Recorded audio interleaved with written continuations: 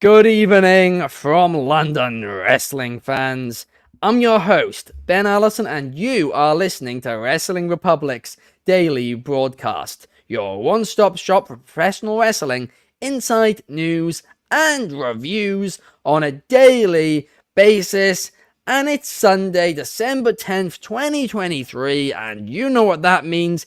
It means that last night was NXT Deadline and AEW Collision. Now, we're not talking Deadline on the show today because Clark, Shard, and Drizzy did a brilliant job of covering it last night on NXT off the air, so check that out after this show if you want to see their thoughts on that. But today we are focusing on AEW Collision and the Continental Classic, the continuation of the Continental Classic. It's going to be a fun one, and as always, for a fun one, I need a fun panel. And let's kick things off with the co-host of the show, Clark Taylor. Clark, how are you on this Sunday? What is going on? I'm doing well. I am stoked to be here. We had an absolute blast last night on Off the Air. If you haven't checked it out, please do.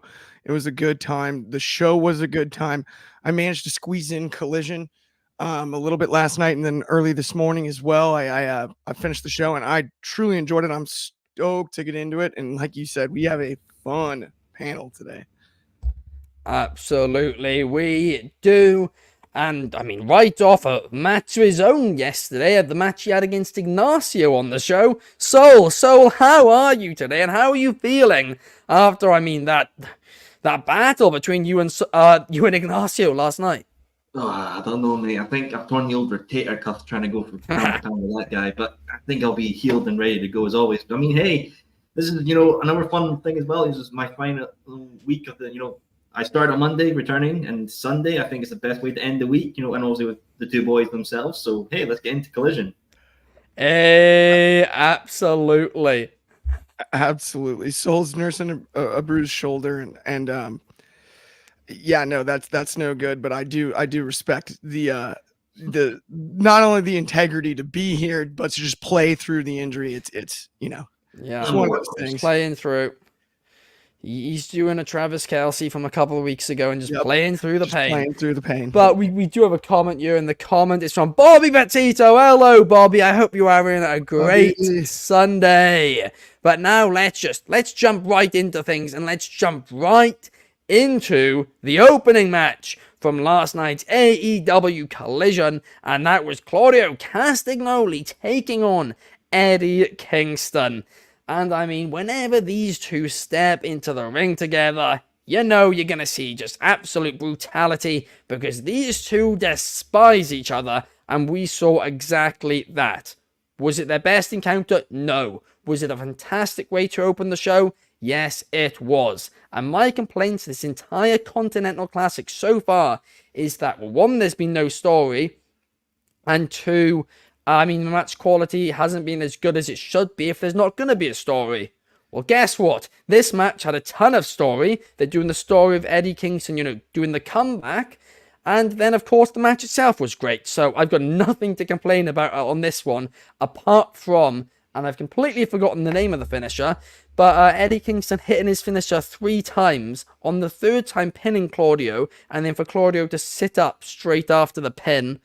I didn't like that one. But Clark, what were your thoughts on this opening bout? So, to your point, right? We've complained about lack of story. Who's complaining now on this one? There's, the match went really well in my eyes. It's the Huracan is the name of the move. It's a spinning back fist, but it's open-handed being delivered these days. I've noticed, I don't know if maybe he actually caught someone. I actually remember, if I remember correctly, he used to do it with closed fist. In my eyes, it looked a little bit more violent than it does with the open hand. I'm wondering if he accidentally clipped somebody with a spinning back fist, because that is one thing that could happen. That's just speculation. But I think something I've thought as far as I know, it always has been the open hand, to be honest with you. I might be wrong, but I do think it was. I believe it has been for a while now, but in the early stages, in the early days, and even on the independent scene, I think I've seen him deliver it with the closed fist, and it looks much more violent, a little bit like the Judas effect. Because we do know, I'm a mixed martial arts fan. Yeah. A spinning back fist or a spinning elbow is an absolute knockout strike, and can can put someone to sleep in a second. If delivered properly, if set up properly, it's there's a lot of momentum that can be created by spinning in that way. Yeah. To have to hit 3 and then have the immediate set up, I agree with you. That would be a complaint. Other than actually, it still leaves us with that they really hate each other thing with Claudio and Eddie. So if it was intentional in that regard, like if it was a worked shoot, for lack of a better way to put it, right? I would be all over that. That's hilarious to me. And to lead to another encounter between the two, I don't mind that at all. But visually, it was tough because the match was such a slugfest and they're such big sluggers. And just like you said, after 3 finishers, if it was after 1, I think I have much less of a problem with it as well. But I do actually agree with you that would be the only complaint I could levy as far as the opener last night. Yeah, it kind of does feel like, Claudio maybe is trying to make it look like a shoot by like acting like, oh, I'll get up right after he hits his finisher or something like that. But it's kind of just pointless. I mean, they're clearly happy to work together. So if there is any actual real life, heat between them, they're professional enough to get through it. So come on, just sell the finisher. Just sell the finisher, really. Yeah. And I have just gone back. You are right. He used to, in the independent scene, hit it in his very early days with a closed fist. I'm not sure. I couldn't find anything from AEW. But we've also got a comment from Anthony Manzano saying, hi, Ben and Clark. Hi, Clark and Ben. How are you today? I'm great, Anthony. Well, good to see you again, Anthony. Thanks for tuning in last night, too, to Off the Air. You're the man. Hey. Well, I don't think he knows you yet, Soul. Say hi to Soul. So, Anthony, meet each other, shake hands, and yeah, let's jump straight into it. But I mean, Soul, let's jump straight into your thoughts on the opener. Claudio Castagnoli, Eddie Kingston. What did you think about this one? I mean, I thought it was exceptional. Well, I think these two have always killed it. I mean, I know, Allison and Clark, we were all there at the Ring of Honor, Supercard of Honor show before Mania 39. And I think that match may have been maybe the second best up where with Commander and Vikingo. I mean, personally, I think it was a solid show in itself. But also going to this as well, I also loved how Eddie did, like with Collision with the intro, and he was like, Saturday, I really hate you. I'm going to just run to the ring and just cut it. Like, that's Eddie in himself. But something I want to touch upon there about like the story in the Continental Classic. I think the Continental Classic in itself is the story. It's the story of the tournament.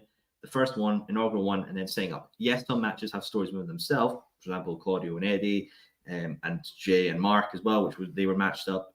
They have stories there, but I don't think every match needs a story, because if you try to force a story within every single match, it might not be the finest story. Sometimes the best stories are the most organic ones when a story develops in itself. And if you think about it, this Continental Classic itself is a story style. If you think about when we're going to get this next year, Jay and Mark could re-enter. Their story from the first inaugural event was that they got, pretty much no points at all.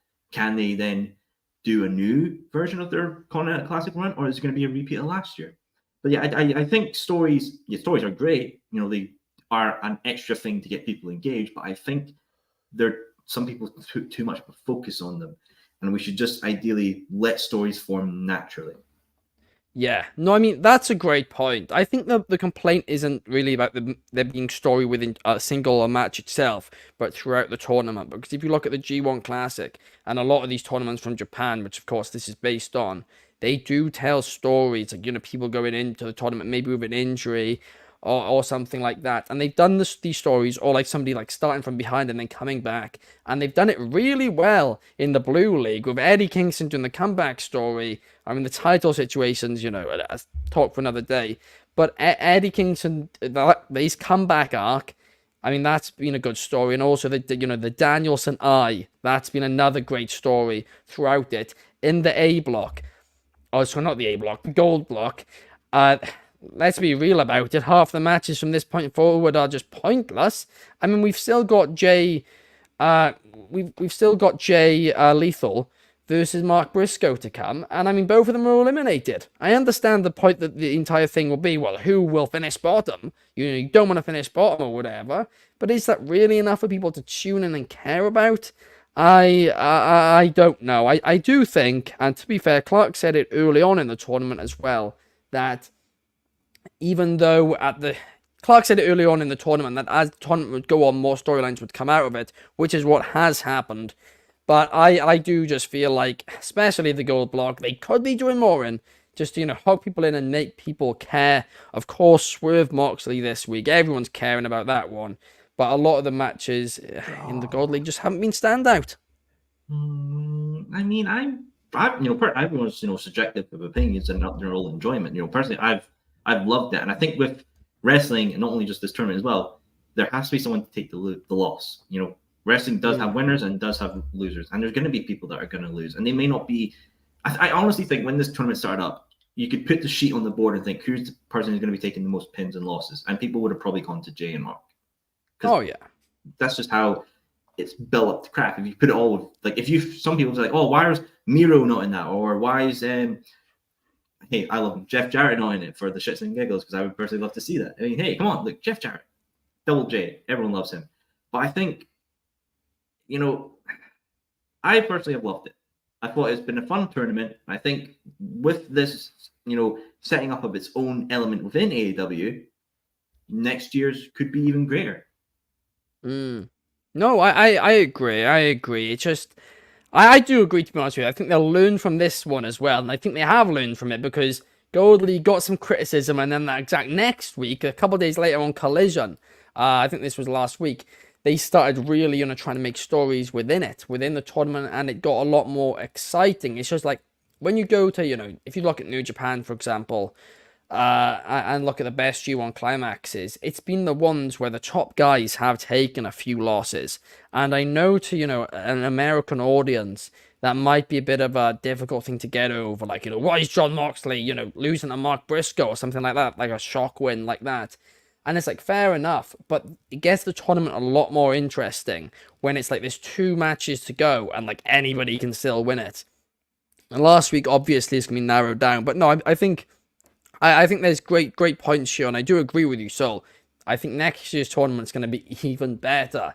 And, I mean, the tournament has been good, by the way, too. I'm not just saying it's been awful, because it hasn't. It's been very enjoyable. And last night especially, I did very much enjoy it, and same for this past Wednesday on Dynamite. Bobby Petito, very kind words here, saying that we always do an amazing job. Thank you, Bobby. We really appreciate you tuning in, and that lovely feedback there. But now let's just jump into the next one. Let's jump into the women's division, because Clark, it feels like every week I'm on here with you, and every week I end up saying to you the same thing, and you end up making some good points, but it all comes down to, I think it's just lazy and from them, and this is another case of that. Last night, Willow took on Mercedes Martinez, and I'll start it off by saying I'm a big fan of Willow. Clark, I know you are too. I think everybody is. If you're not a fan of Willow, I think I'm not a fan of you. That's my take on that one. But Willow Mercedes Martinez, obviously they had story before in Ring of Honor back in 2022, early 2022. But why was Willow and Mercedes Martinez on this card?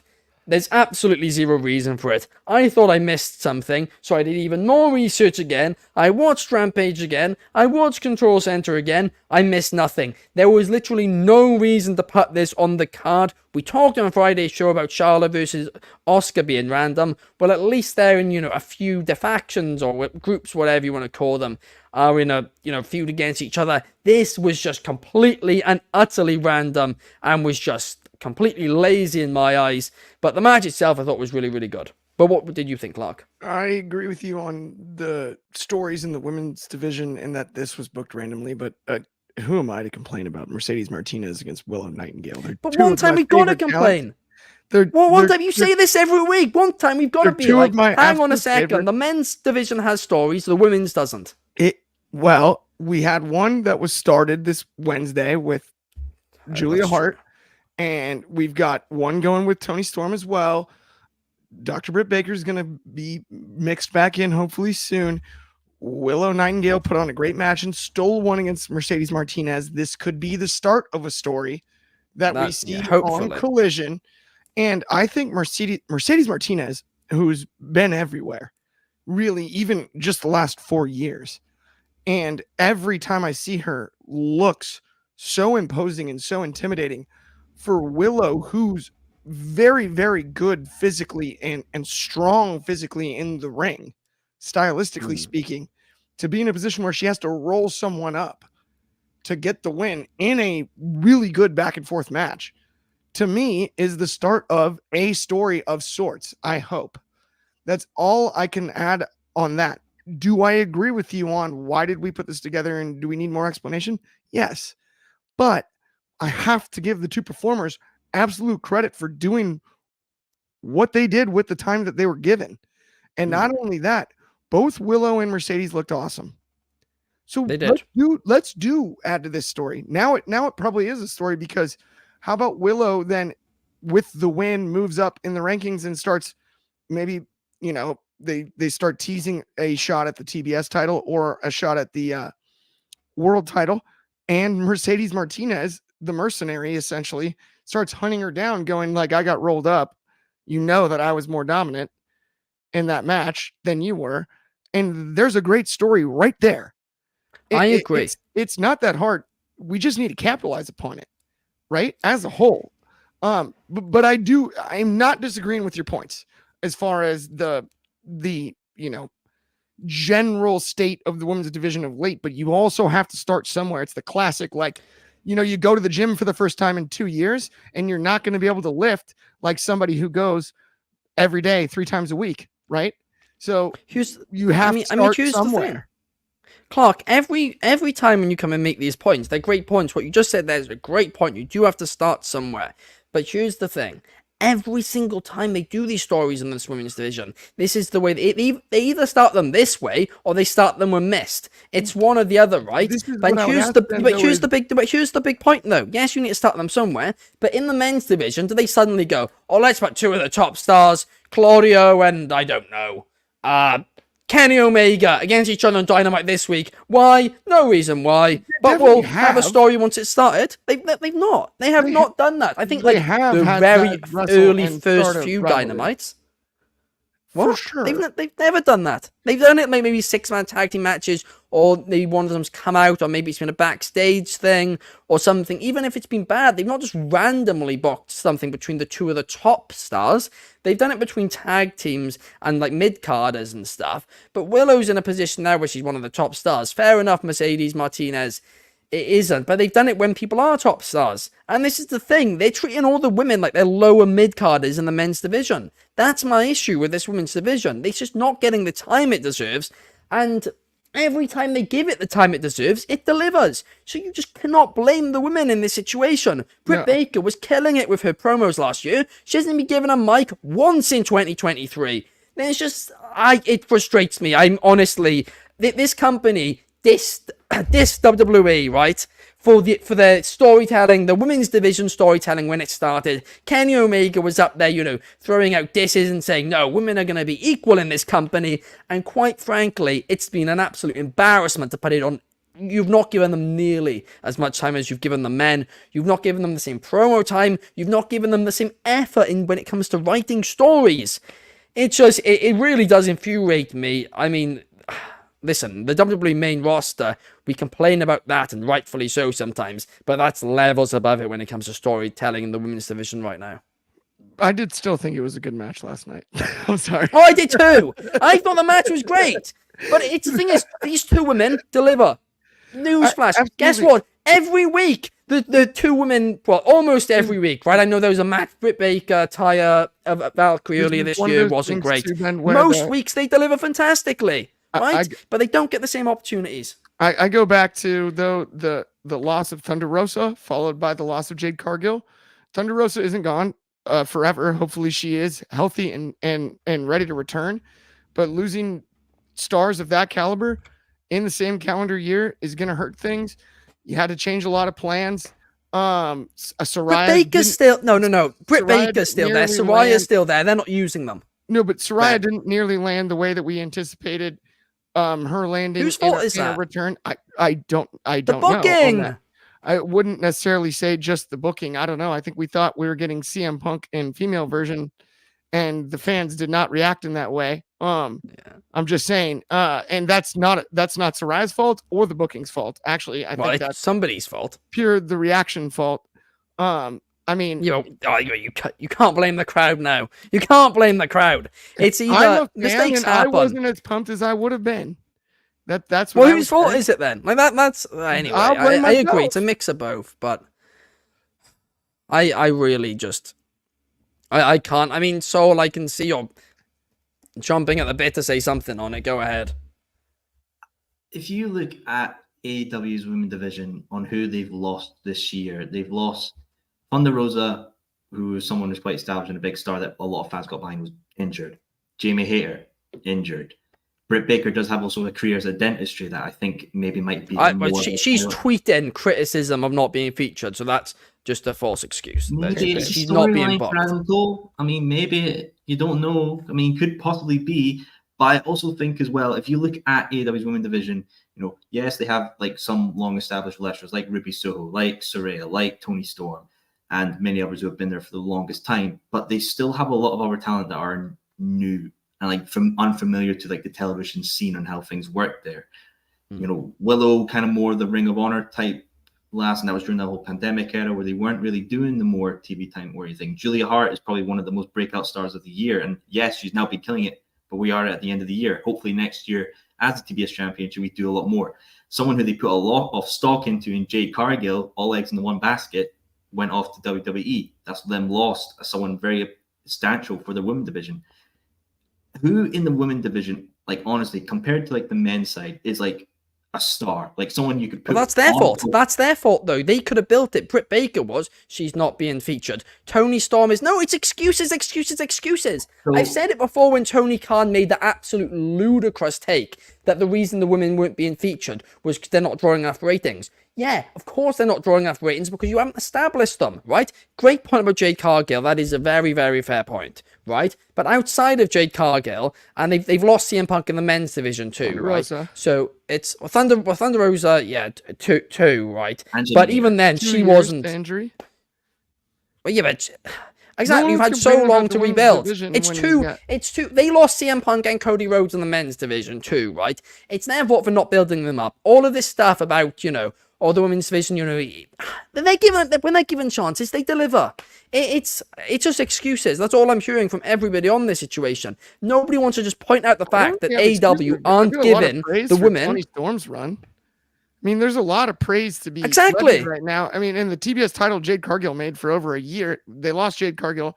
I understand. That's why at the time I even said that was as valuable of a loss as any of the men's losses because she made an entire belt feel as.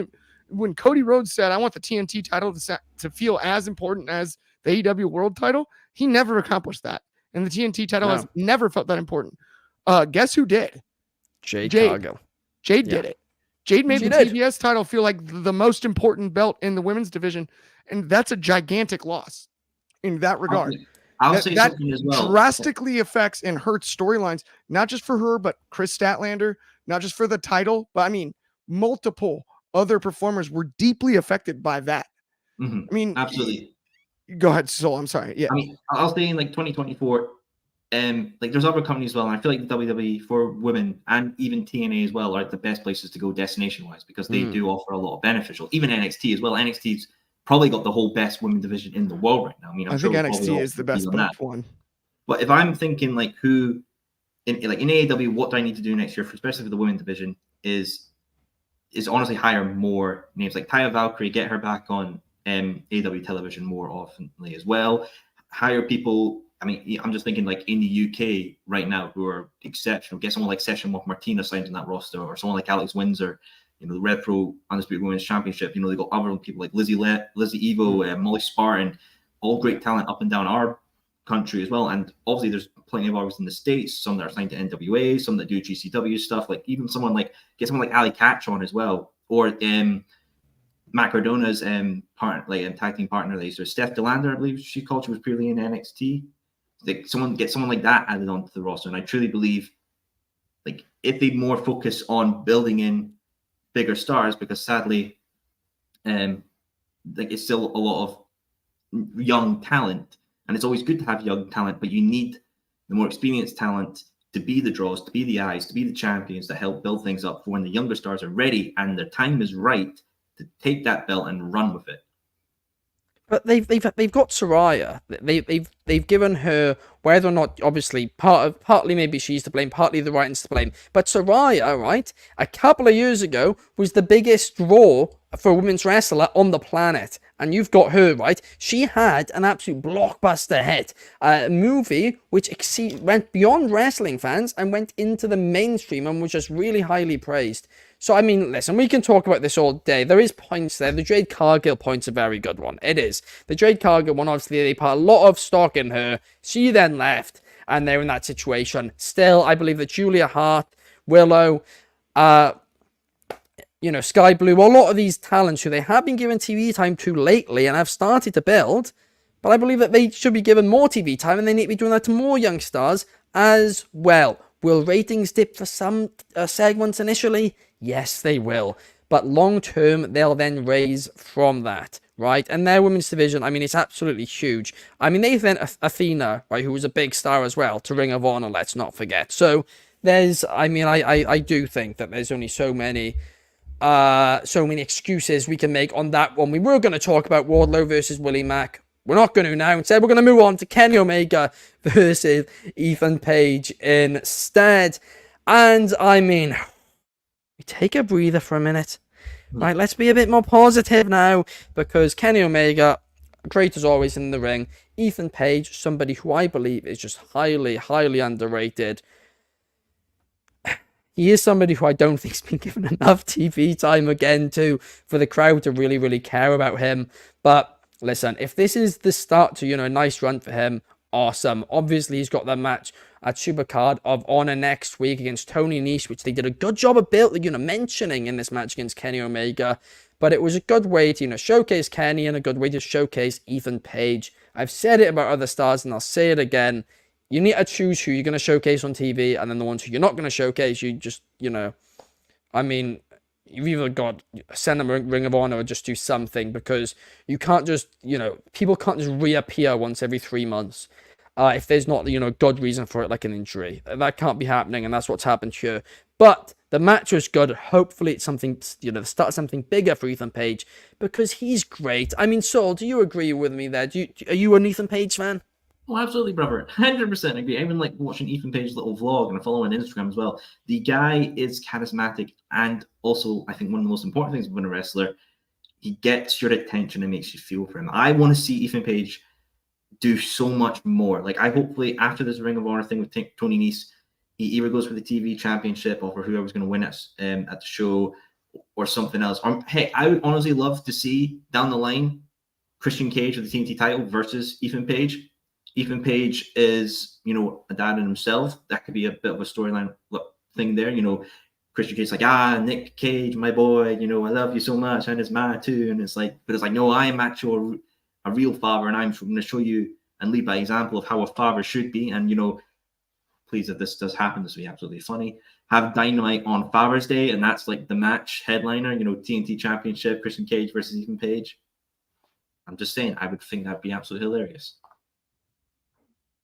No, I mean, that would be funny. And you know me, Saul. I'm a big Christian Cage guy. I believe he's, one of the nicest guys out there. I think he's doing real charities work against that absolute sociopath, Adam Copeland. So I would be very impressed to see Christian Cage, on our screens more. I really would. To me, the more Christian Cage and the less Adam Copeland, the better. I'm only joking. If I ever do interview Adam Copeland, I'm gonna ask him to his face how it feels to be just such an evil person, because I mean, I will, because I mean, he's made everybody think Christian Cage is the bad guy here, when Christian Cage, all he's done is try to save these, the likes of Nick Wayne, and then Adam Copeland decides to give a chair shot to an 18-year-old. Has he not heard of CTE? It was just absolutely ludicrous. And then, worse on it again, a couple of weeks ago at what was it, the last pay-per-view event again? No, it wasn't Wrestle Dream, it was Full Gear. They tried to claim that Christian Cage ran away when he just went to get help for Ric Flair. Anyway, I need to calm down. You can tell Arsenal lost yesterday. He ran away to get help for Ric Flair. What kind of mentor is that? He's doing work for the elderly, right? He's doing charity work mid-match. Is Alan Copeland doing that? No. He's just costing the company the entire pyro budget. Cody Rhodes all over again. Anyway, I'll Rhodes all over again. Anyway, let's yeah, I mean, you guys can just tell I'm in a bad mood after Arsenal losing yesterday, but let's now move on. So Arsenal did lose yesterday, though, right? I'm kidding. Sorry, that's terrible. How about a two-man show, Sol? No. Let's now move on. Right, let's move on and let's talk about the main event of the evening, which was Bryan Danielson versus Andrade El Idolo. And listen, I've complained a lot on this show today, which is quite funny because I actually thought Collision was quite good, to be honest with you. It often happens. You said it. It often happens. I like the show. I mean, we've spoken about this before, right? That was the worst, and I couldn't stand this segment. And why'd they do this? And I'm like, so you liked it, man. We've spoken about this before, right? And this is, if you guys haven't done a podcast before or whatever, sometimes you go into the podcast thing. Oh, I love this show. And just end up complaining about it, realizing, wait a second, I actually didn't like how they did it. And then when you don't like a show, you go in, and then you make your points, and then people say, well, no, it happened because of X, X, and X. And you're like, oh, wait. Oh, yeah, never mind. It's my fault. It's always one or the other. You always get thrown off. Where, I didn't like the show, and then I start thinking of, things that I did like to try to balance it out, and then I start saying more of the things that I liked than didn't. And I went away, and I was like, dang, I really did not complain about that show enough. Well, one thing which I cannot complain about, I actually loved this, was Bryan Danielson versus Andrade El Idolo. This was a great main event. Of course, the story right now is CJ Perry is the manager of Bryan Danielson. Miro said that, he'll let CJ Perry do her thing for this tournament, and then after it, Andrade's in trouble. So Andrade didn't have to worry about Miro. He could just face Bryan Danielson tonight. They faced off in October. Danielson won. They referenced that on this show, and they said this time it's different. Why is it different? Because CJ Perry is now in Andrade's corner. Bang! Storytelling. Perfect. There we are. That's how you do it. And then, yeah, these guys just put on a banger. Of course, Andrade then targeted the eye. What is that doing? That is telling a story throughout the match and throughout the action. Again, bang, perfect. This is what I want to see. The question is, this eye, it looked bad. There was a lot of blood there. Could it be, a serious injury? I know Anthony Manzano's asking us about it in the comments. I mean, it did look brutal. I'm absolutely worried for Danielson. Hopefully he's able to compete in this tournament. But this match was very good. Andrade was smart about targeting that eye. The psychology of the match was good. And that finish I loved. You had Nigel McGuinness on commentary. And I know he doesn't like Danielson. I know that's the story. But still, Nigel McGuinness was like, you need to stop this match. You need to stop this match. And to be honest, the referee, I think they should have done a UFC-like reference afterwards where they go, I think the referee should have called that earlier there, because Andrade hit, I think 3 knee strikes in a row to Danielson when he wasn't trying to protect himself. And then he picks up his basically dead body and hits the DDT on him. And then it was 1, 2, 3. Andrade went as clean as you'd like. Brilliant storytelling, brilliant match. Yeah, I enjoyed it, Clark. What did you think? I really loved the match. Bryan Danielson is a wizard of storytelling. Oh, yeah. And Andrade is unbelievable bell to bell, so that combination worked out perfectly. I thought the eye being sold was great. And the inevitable reveal that he can see in a few months for whoever he's going to face when he finally does do the look, I can see again thing. Maybe they target the other eye before too, and then now he can see out of both. I don't mind that either. That's maybe the only box that Ryan's not checked on his illustrious resume is running that angle. Outside of that, I can't really think of anything he hasn't done. Side note, I think Nigel McGuinness is excellent on commentary, but I am also tripped out.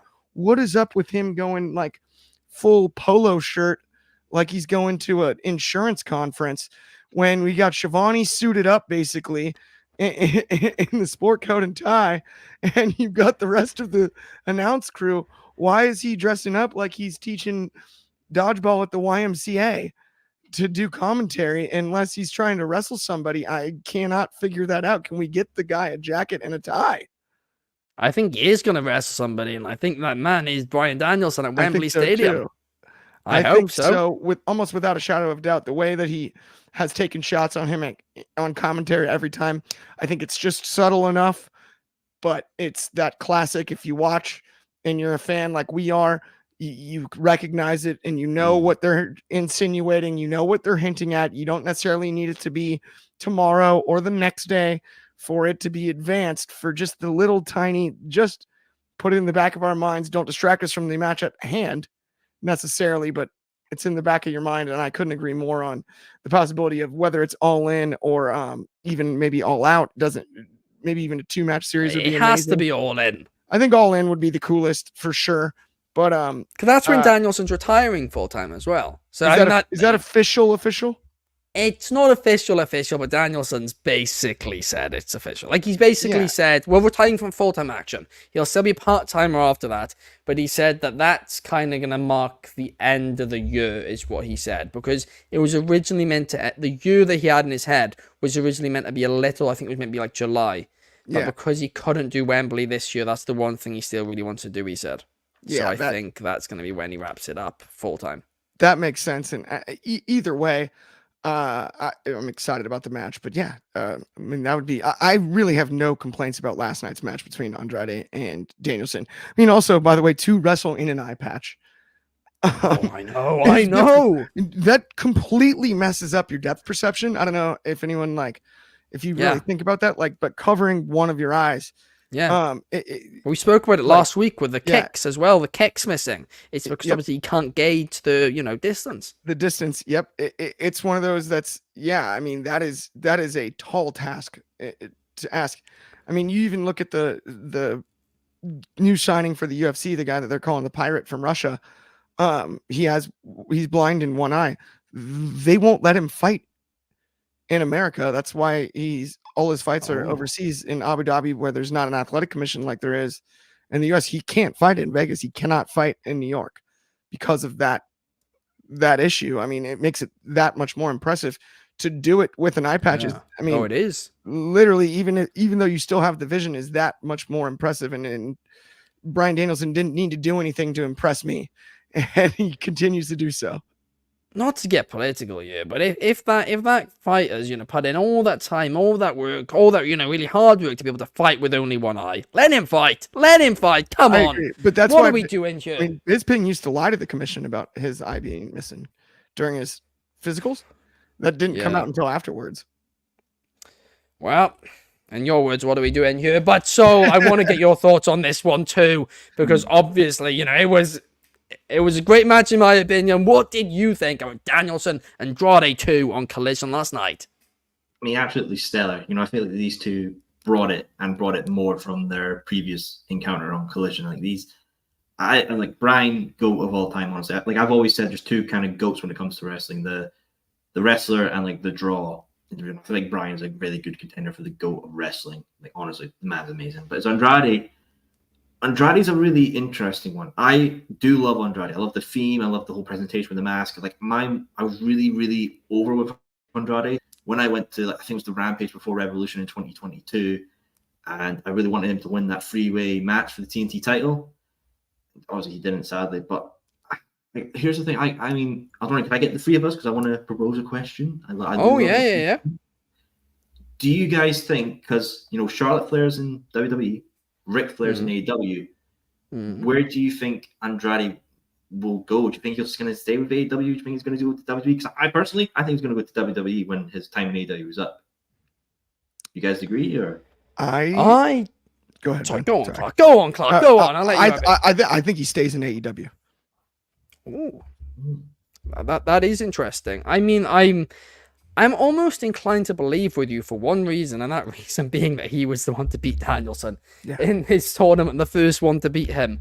I know he's tweeting, almost time, what could that be a reference to? Probably his contract. It makes sense it would be, around now. But I don't know. I mean, so like you said, WWE Charlotte, she's there. I mean, there's always gossip about them on social media, but the facts are they did an Instagram post together this week, so clearly, they're all still going well and strong. But so you see him going to WWE, so? Yeah, personally, I just think, honestly, there's like a good name of list I see from AEW next year jumping back to WWE just because of reasons, and I think personal circumstances they'll do that. But with Andrade as well, like I do love the guy's work; it's amazing. If he was to stay in AEW, I would love to see him go back to like LFI, with Rush, Preston Vance, and Juristico. Have that be something they could do there. Maybe even do like a angle where they kick out Preston Vance, he rejoins the Dark Order, and it's sort of like it's like, oh, I want to come back to you guys. Whoa, you threw out your mask, little Brody Lee Jr., you despicable fellow. How dare you try to come back into our ranks? But with WWE, I think really amazing story would be Andrade versus Santo Escobar. Ooh, that is a fun matchup. Money. I would take my money, Triple H. Yeah, I would honestly think that would be amazing. Even if Andrade was a good guy or a bad guy, maybe he joins in the LWO sort of thing. Maybe he keeps that going. And I just think Andrade, he's had not the best luck in both companies. When he came into, with WWE, he had initial troubles with NXT. Then he was positioned with Selena Vega, did really well in NXT. Then main roster, as most NXT call-ups do, not really comes to fruition. And with AEW, started all right with Pac. I mean, they were meant to have that match at All Out, got moves to Rampage, and that was sort of like the first feud. Then there was stuff with, I think it was Rush at that point as well. I can't honestly remember the two because, I'm getting old and time's moving forward. I think he's just had the baddest of luck, and I think it's no fault of his own, honestly. I honestly believe no fault of Andrade for what the luck he's had in the wrestling business in the last couple of years. I also, though, do think the reason that I believe that he would stay in AEW over WWE is I love the idea of the Santos thing and all of that, but you look at card placement, the WWE, the top of that roster on both sides is the most loaded part, right? The mid card isn't as loaded as the top level is in WWE. In AEW, there's a lot more kind of shifting space where if you see Andrade and Danielson, it is considered a main event match. And I could see Andrade getting stuck again on the mid card in WWE in the way 100%. That he did before. And he has the opportunity to actually kind of move up further even than he already has, because I think we know how talented he is. But in AEW has the opportunity for advancement in the way that I don't think he necessarily does in WWE. Not that he won't tell great stories and he won't have job security, but he just has an opportunity for advancement in AEW that isn't available on the other side. Here's the way I see this situation, right? Andrade can go to WWE, be a safe mid-carder, and be, with his wife Charlotte Flair, right? That's one option, and I think that's a very, I don't want to say safe option, but you kind of know what you'd expect if that was to happen. Or he could stay in AEW, and it'd be a bit of a 50-50. Well, I guess a 33-34 of maybe maybe he does get a push. Maybe because he resigns, maybe this time they do just feature him more. Maybe he stays in the position he's currently in, where he's on Collision, 2 every 4 weeks, or 1 every 2 weeks, I guess. And then, right. They do that, and it's still a good run. He has some good matches, but it's, pretty similar, I guess, to how it would be in WWE at that point. Similar enough. Or option 3, which we also know is a possibility because it's happened during this run. He has a feud, he then disappears for like 3 months for no reason, and then the same thing happens again. So they're in a situation where there's 3 options, whether he's got 2 options, sure. WWE is probably the safer one, but AEW, you are right, Clark, it has probably a higher ceiling for him. And I know we're super low on time, but I would just point to like Swerve Strickland. Like, similarly, exactly. In the way that like he would be just like, to me, for his own career, it'd be illogical to make the jump back for right now until he's built, because what he's done in AEW, I mean, we knew he was good in WWE, but in AEW, Swerve has elevated himself in a way that I don't think was possible. No, it shocked us all, and it's been absolutely amazing to see. But thank you guys so much for watching. If you are on Spotify, please give us a cheeky 5 stars. If you're on YouTube, please like and subscribe. And if you're on Twitch, a follow makes my day. Thank you to Clark.